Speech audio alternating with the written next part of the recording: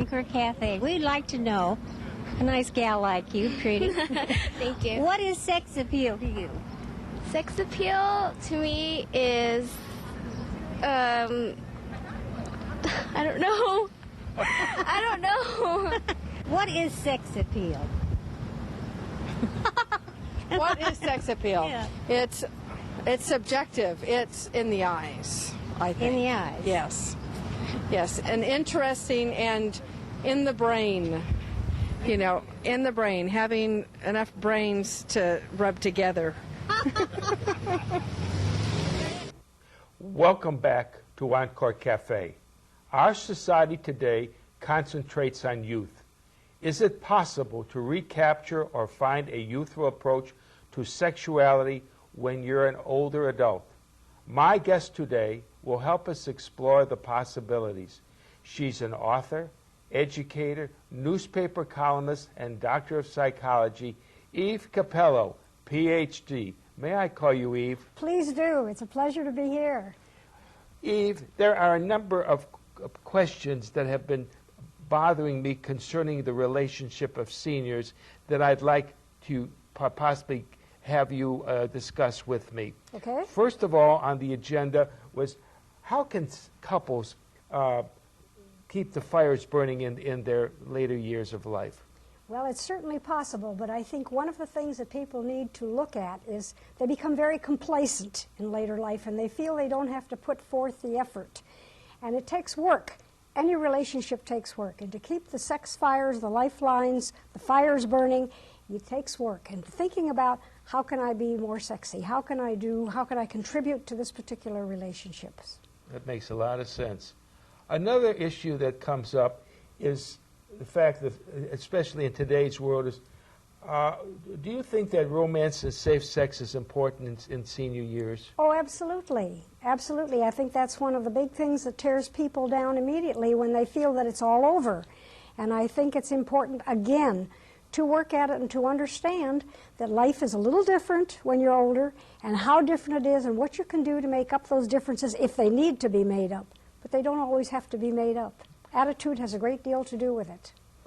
In reference to attitude, the attitude, do you feel, should start in senior years, or should that attitude have been originally developed through their early years of a relationship? Well, I think when they're early in the relationship, I don't think people are really involved in attitudes so much as they are in establishing a family, establishing a relationship. But I think they need to look about what kind of changes need to come about, if any changes. Most people, when they get older, complain about what is not happening. And I think if we can focus and get that attitude away from what's not happening to what do I need to make it happen? How can I contribute to this? We always look to the other person what they're not doing.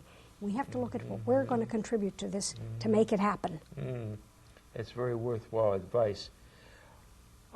Eve, how important is physical love to be maintained in a person who has experienced a major health problem? You know, that's a good question, because when we talk about physical love, people immediately think about a sexual relationship. Well, sex has to do with the mind, a hug. It doesn't always have to be consummated. So I think people need to look at, instead of, again, limitations, what is this I need from that other person? And what are we capable of doing at this point? Do we have to do more? Do we have to have medical help? Whatever needs to be done, whatever has to be limited, not to look at it as a limitation, but to look at how you can expand on it, how you can grow. It's like learning to use your arm again, for example, after an accident, and saying, well, if you don't use it, you're going to lose it. So I think it's really important that people work on having that kind of a warmth and have that kind of an intimacy, the hugging, the touching, all the things that go along with the intimacies. So what I'm gathering from what your statement is that a person such as one who have had heart disease, or a woman who has lost a breast or has had a hysterectomy should not feel that their life is over with, that they're unattractive, that they're not masculine or feminine in their being. What I'm jumping the gun here and taking issue with is when I hear should not, because they're going to feel that way. But there are avenues to pursue to get over those kinds of feelings. There are therapists around who work with that. There are support groups. There are a lot of ways that people can explore to live with that limitation. And that limitation doesn't change the basic essence of the person or what they need from life or how they can respond to another individual. And that's what I think the people need to get past, that it's okay to feel like this. It's okay to feel like I've lost something. It's okay to feel like I'm not 21 anymore. But what are the advantages of being 50? What are the advantages of being 60? What are the advantages of being me? And how can I really get to that point to make it better? Really worthwhile advice. Eve, what is your feelings about women going to bars, singles bars today? Well, I kind of warn women. I lecture to probably 10,000 women a year, and I really tell them to avoid the singles bars for the simple reason they go in because they're lonely, and the need, the emotion that needs to be fulfilled, they're not always fussy about who they're going to select as a partner.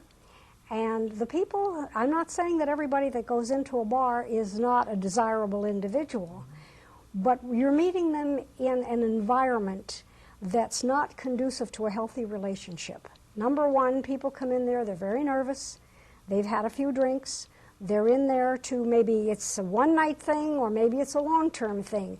But it's certainly not going to be someone that you have researched, that you know, that you can be selective about, that's saying, this is a worthwhile person that I want to meet. They may be, but you don't know that, and that's the wrong place to meet them. Mm-hmm. Mm-hmm. Especially in today's world where the illnesses can actually cause a quick loss of life. That's true. And today with the violence, and you don't know. You don't know who the people are that you're meeting, and it's just not a safe way to approach a relationship. Mm-hmm. Along those lines, what is your feeling about these personal ads that are so prevalent in the newspapers today? It's interesting that you asked about that, because many people, and specifically seniors, are sending in ads and applying for, someone to answer that ad, quote unquote. Now, it's interesting, if you read the ads at all, I don't know if you've ever pursued them, but if you read the ads, everybody that writes an ad is tall, good-looking, young, youthful, all these wonderful things that we have been taught to believe are acceptable in our society, and intriguing. And we see what we want to see. Our perceptions are, well, I like somebody that's well-dressed, I like somebody that's educated, I like somebody that's good-looking, and I like somebody that's secure, that I don't have to worry about supporting, which is the average thing that women think about, or men think about. They don't know that that person is maybe 10 times, and I'm exaggerating this, 10 times divorced, a serial killer, a wife beater. They don't know those things because we always put our best feet forward when we want to meet someone or attract someone. And sending in pictures, letting people know where you are, who you are, is not always the smart thing to do. I think we should all take heed in the advice that you have just related. Well, thank you. Thank you, Eve, ever so much for being on our program, and I hope you will soon come back again. I hope so too. It's been a pleasure. Encore Cafe will be right back. What is sex appeal? I'm sorry? What is sex appeal? Sex appeal? Yeah. Something that looks sexy, I guess. Anything else? No, that's it. Something that looks sexy. Yeah, sex appeal. Yeah. Like a nice walk, perfume, the way you dress, your attitude, I guess. I'm not familiar with sex appeal, as you can see. Sex appeal. Well, being smart, being attractive, looking after yourself to make yourself attractive to the other sex. What about perfume or flowers, or what turns you on? What gives you that feeling? A woman. A woman, that's about it. There ain't too much more that gives me that feeling except for a woman. The way they feel about themselves. If they're happy in themselves, they're emitting this sexy attitude. Like confidence. Yes, like confidence. Thank you so much. You're welcome. Well, we've come to the end of another show. We hope that you enjoyed it as much as we did bringing it to you. I'd like to thank our special guest, Capello, and all of the cast and crew. We'll see you the next time.